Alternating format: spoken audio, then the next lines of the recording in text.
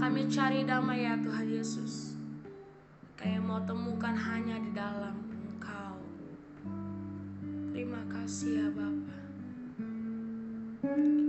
Kalau ku cari damai, hanya ku dapat dalam Yesus.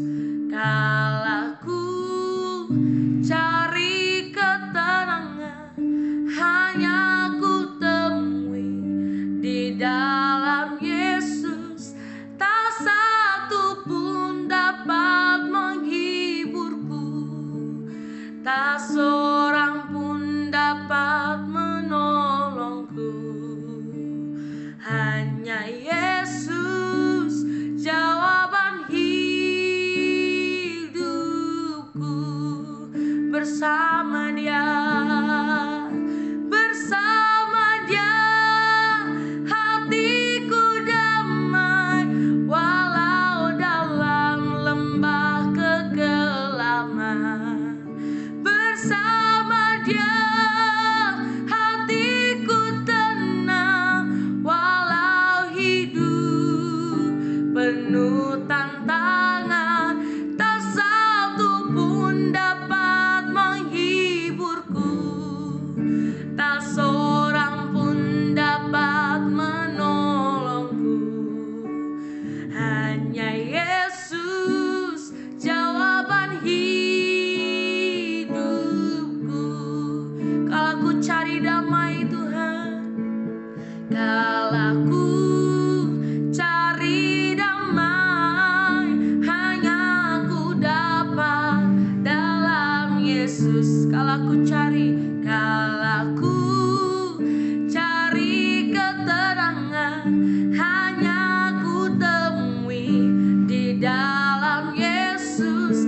Tak satu pun dapat menghiburku, tak seorang pun dapat menolongku. Hanya Yesus jawaban hidupku.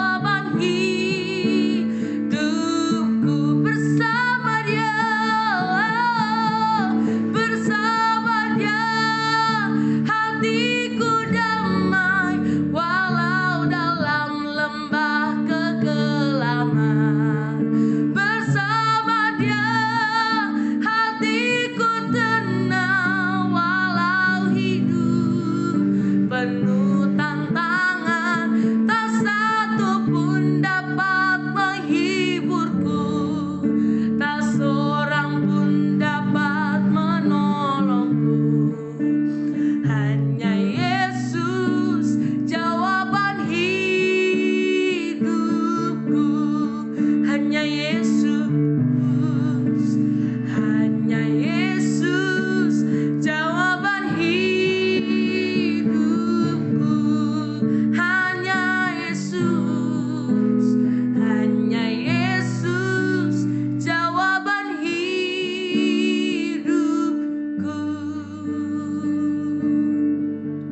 Bersamamu kami akan mendapat kedamaian, ketenangan Tuhan. Karena Engkaulah jawaban hidup kami ya Tuhan Yesus.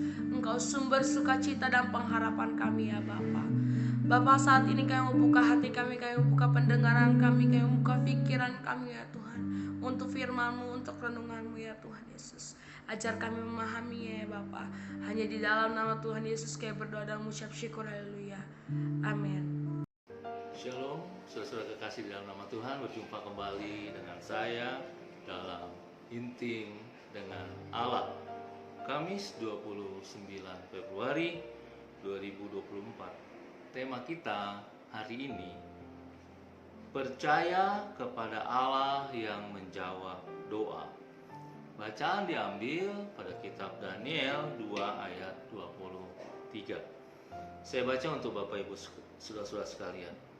Ya Allah nenek moyangku, kupuji dan kumuliakan Engkau sebab Engkau mengaruniakan kepadaku hikmat dan kekuatan, dan telah memberitahukan kepadaku sekarang apa yang kami mohon kepadamu.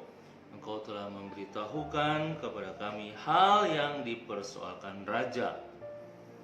Saudara, mungkinkah tanpa sadar kita merasa diri kita penuh kehebatan, kepandaian, dan penuh hikmat sehingga kita memandang rendah orang lain?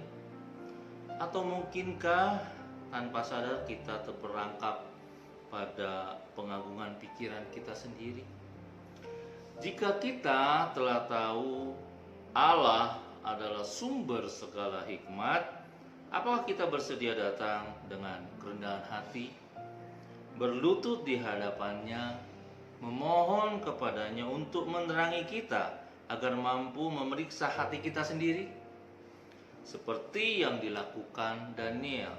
Daniel percaya kepada Allah yang selalu menjawab doanya.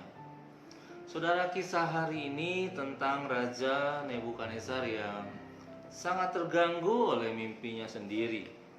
Di istana tidak ada seorang berilmu yang mampu mengatakan isi mimpinya, apalagi menjelaskan arti mimpinya. Dalam kemarahan yang meledak-ledak, raja memerintahkan hendak membinasakan semua orang-orang bijaksana di negeri itu. Ariok, pemimpin pengawal raja, mendapatkan tugas. Maka ia mendapatkan Daniel. Setelah Daniel mengetahui awal muasal hal itu, maka ia memohon kepada raja untuk diberi waktu. Kemudian satu hal yang ia segera lakukan, dia berdoa. Setelah ia sungguh-sungguh berdoa, juga mencari ketiga temannya, Hanania, Misael, Azaria, bersama-sama memohon kepada Allah. Apa yang terjadi? Di sini dapat dilihat, Daniel adalah seorang yang memandang doa itu sangat berharga. Dan Daniel memiliki iman yang teguh. Dalam keadaan krisis, Daniel tidak putus asa sehingga kehilangan keberanian, malah percaya dengan sungguh bahwa Allah pasti menjawab permohonan doa mereka. Orang-orang berilmu di Babel berkata, apa yang diminta tuanku raja adalah terlalu berat, dan tidak ada seorang pun yang dapat memberitahukannya kepada tuanku raja selain dari dewa-dewa yang tidak berdiam di antara manusia. Kitab Daniel pasal 2 ayat 11. Perkataan mereka hanya benar separuh saja. Mereka tidak mengetahui Tuhan yang kepadanya Daniel dan tiga temannya itu bersandar adalah Allah yang jauh melampaui segalanya. Juga adalah Allah yang beserta dengan manusia, Allah yang mau mendengar dan menjawab doa. Keempat orang muda yang salah ini bersatu hati dengan sungguh memohon kepada Tuhan menyatakan tentang rahasia itu. Daniel 2 ayat 18. Selanjutnya rahasia itu disingkapkan kepada Daniel dalam penglihatan di malam hari. Daniel 2 ayat 19. Pada malam itu juga Tuhan mengungkapkan kepada Daniel tentang mimpi Nebukadnezar dan penjelasan yang terkait di dalamnya. Daniel setelah mendapat penyingkapan pada saat pertama bukan pergi mencari raja untuk meminta jasa, tetapi dia menaikkan pujian kepada Allah di surga. Daniel pasal 2 ayat 20 dan 23 sampai 23 mencatat isi ucapan syukur Daniel. Titik berat pujian berfokus pada dua sifat Allah. Yang pertama, Allah Maha Kuasa. Raja Babel Nebukadnezar berkemampuan besar menguasai dunia. Hidup atau mati Daniel dan teman-temannya sepertinya ada di dalam genggaman tangannya, tetapi Daniel dengan jelas mengetahui hanya Tuhan adalah pemegang kendali atas semua. Pergantian waktu dan musim, pergantian dinasti dan raja, termasuk kerajaan Babel dan Raja Nebukadnezar, semua ada di tangan Tuhan. Daniel 2 ayat 21. Yang kedua, hikmat Allah. Hikmat dan kemampuan adalah milik Dia. Kebijaksanaan orang dan pengetahuan juga adalah dari Dia yang mengaruniakannya. Daniel pasal 2 ayat 20. Daniel mengetahui dengan sedalam-dalamnya isi mimpi yang ia dapatkan dan pemahaman atas makna isi mimpi, bukan mengandalkan hikmat sendiri atau pengetahuan yang dia pelajari di Babel, tetapi semua berasal dari penyingkapan Tuhan. Dan hanya Tuhan, Dialah yang menyingkapkan hal-hal yang tidak terduga, yang tersembunyi. Dia tahu apa yang ada di dalam gelap, dan terang ada padanya karena terang tinggal di dalam Dia. Daniel 2:22. Maka hikmat yang sesungguhnya hanya dimiliki oleh orang kepunyaan Allah sendiri. Sesungguhnya ini adalah akar masalah mengapa orang-orang berilmu di Babel tidak dapat menjelaskan mimpi raja. Ujian Daniel dibuka dengan hikmat dan kekuatan Tuhan, juga ditutup dengan Dia yang mengaruniakan hikmat dan kekuatan. Daniel 2:23. Refleksi: saat kita jatuh dalam keadaan sulit atau krisis yang sampai mengancam jiwa, apa yang akan kita lakukan di saat pertama? Dari diri Daniel kita melihat sebuah teladan saleh dan penuh hikmat. Pertama, Daniel segera berdoa kepada Allah. Dua, Daniel mengajak teman-temannya bersama-sama satu hati berdoa. Yang ketiga, doa. Daniel sangat mengenal Allah. Ini adalah dasar permohonan dan pujiannya.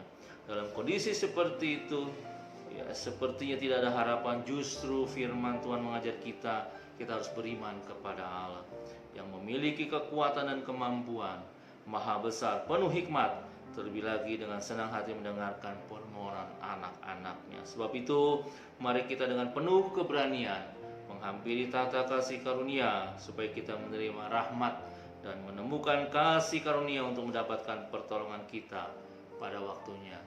Ibrani 4:16. Mari kita berdoa. Bapa Surgawi, terima kasih untuk hari ini.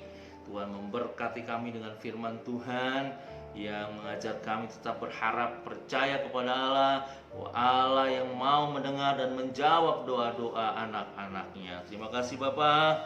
Terima kasih, ini menjadi kebenaran sejati bagi kami. Roh Kudus tuntun terus hingga firman yang kami terima hari ini boleh hidup dalam hidup kami, kemudian menghasilkan buah. Buahnya itu lebat, buah itu banyak, buahnya itu dinikmati oleh banyak orang. Terima kasih Bapa. Kami menyerahkan seluruh rangkaian kegiatan kami sepanjang hari ini ke dalam tangan Tuhan.